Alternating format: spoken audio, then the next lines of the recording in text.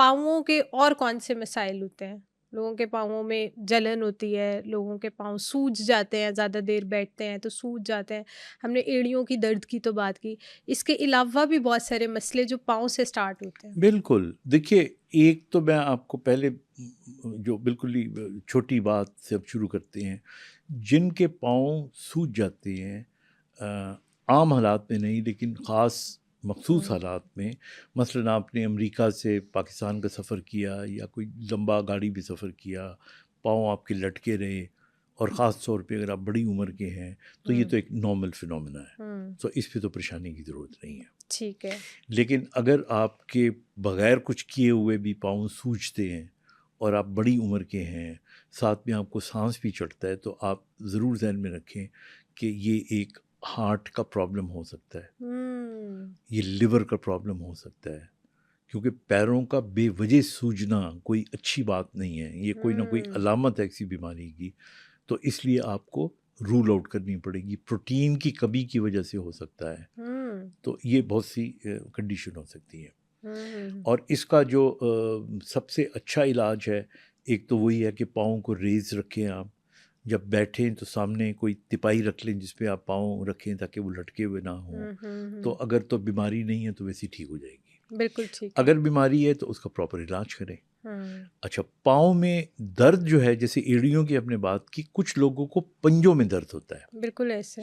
اور جو خواتین میں، اچھا یہ بالکل الٹ ہے ایڑیوں کا. جن کو پنجوں میں درد ہوتا ہے ان کو ہیل والی جوتی نہیں پہننی چاہیے. کیونکہ ان کی جب ہیل، اور یہ جو پینسل ہیل کا آپ نے ذکر کیا، یہ زیادہ تر ان میں ہوتا ہے. کیونکہ ہم تو سارا ہمارا جو ویٹ وہ تو بالکل یوں پاؤں ہوتا ہے. یوں ہوتا ہے. بالکل ہے کہ نہیں؟ بالکل بالکل. So the whole weight is transmitted to your پنجوں پہ. اور وہ پنجوں پہ پھر اس کو ایک نام دیتے ہیں بیماری کو، میٹاٹارسلجیا. اچھا. ہاں، یا موٹن ڈیزیز بھی کہتے ہیں. یہ باقاعدہ وہاں پہ ایک نرو ہوتی ہے، دب رہی ہوتی ہے. اور اس کا پھر ٹریٹمنٹ یا فزیو کرتے ہیں. میں تو ویسے نارملی اس کو انجیکٹ کرتا ہوں. اچھا. ہاں، بیکاز میں نے دیکھا ہے کہ وہ باقی دوائیوں سے ٹھیک نہیں ہوتی. سو وہ انجیکٹ، اور ایک ہم پیڈ دیتے ہیں جس کو میٹاٹارسل پیڈ کہتے ہیں. تو یہ وجہ ہوتی ہے.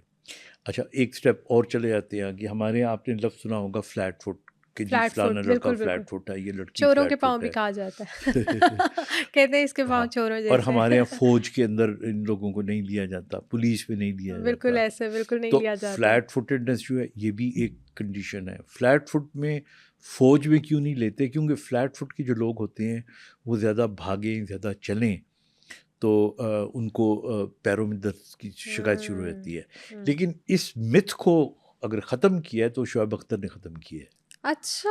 کیونکہ شعیب اختر جو ہے he is flat footed, hyper flat footed. اس کا تو ایک زمانے میں آپ کو یاد ہے بالنگ ایکشن جو تھا، یہ تو کبھی ہم سپورٹس پہ بات ہوئی تو تفصیل میں بات کریں ضرور گے. انشاءاللہ تو انشاءاللہ. وہ he is flat footed and yet he is the fastest bowler of the world. Yes.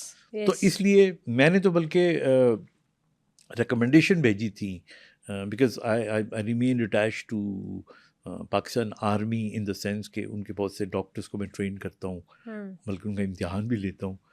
تو وہاں پہ ہمارے جو ایک سی او تھے، تو ان کو میں نے کہا کہ جی آپ تو باقاعدہ لکھیں کہ فلیٹ فٹ کو رکھیں. یعنی فلیٹ فٹ کو اتنی وہ نہیں ہے کہ اتنے بعض اوقات اچھے آفیسرز، نوجوان سمپلی کہ ہلکا سا فلیٹ فٹ ہے تو ان کا کیریئر فوج میں نہیں ہوتا، وہ جا نہیں سکتے اس کے اندر. تو یہ فلیٹ فٹ.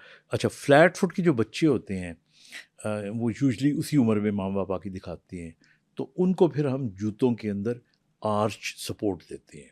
ٹھیک ہے. اور وہ جو لفظ آپ نے استعمال کیا تھا نا میڈیکیٹڈ شوز، ان کے اندر بنی بنائی آرچ ہوتی ہے تاکہ فلیٹ فٹ ہے نا یوں، تو یوں ہو جائے تھوڑا سا. تو یہ بیماری، پھر اس کے علاوہ اور بہت ساری آسٹیو آرتھرائٹس کی بیماری پیروں میں ہو سکتی ہے.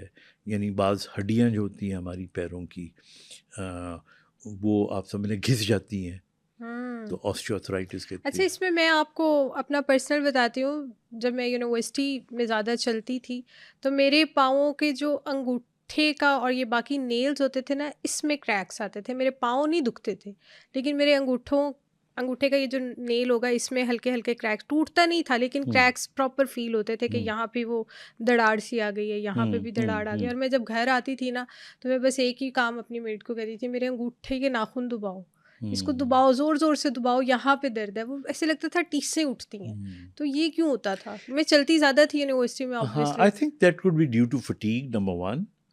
और आई एम श्योर यूनिवर्सिटी में तो आप लोग कोई बहुत ऊंची हील पहन के जाते भी नहीं नहीं नहीं नहीं, होंगे, मैं तो पूरा तो लाइफ टाइम यूनिवर्सिटी में हाँ, खुस्सा ही पहन के तो गई हूँ। फटीग, हाँ, वैसे खुस्सा जो है ना वो भी अल्टीमेटली कोई बहुत अच्छा नहीं है बहुत देर तक पहनने के लिए, लेकिन वो बस कंफर्टेबल था, और आई नो पीपल बस वो ऐसा। पहन के तो ज़्यादा चलना होता था तो बस वो कर फटीग लेते इसकी थे। कॉज हो सकती है। ठीक है। और जो नाखून का टूटना होता है ना, या इस पे ये कुछ आयरन डेफिशिएंसी में ऐसा हो सकता है, उन मरीजों में ऐसा हो सकता है, बाद लोगों को कैल्शियम की डेफिशिएंसी में हो सकता है, विटामिन डी की डेफिशिएंसी में हो सकता है।